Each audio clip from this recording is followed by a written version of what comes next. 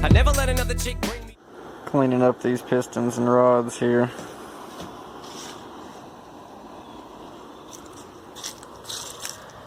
Bunch of gas in a bucket.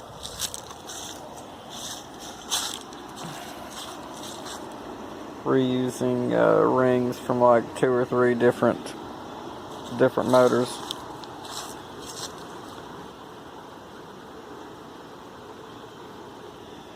I'm gonna put it in and hope for the best.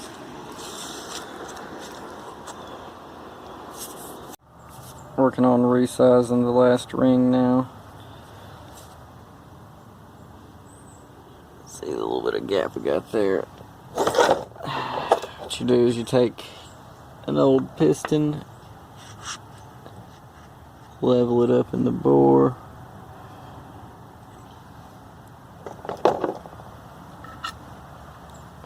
check your gap. That'll work. Doing this super Cuban with a spark plug gapper.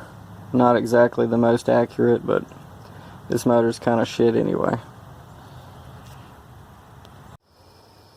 About to pull the old cam out of the $50 5.3 and swap in the low mileage LS1 cam out of my Corvette in it.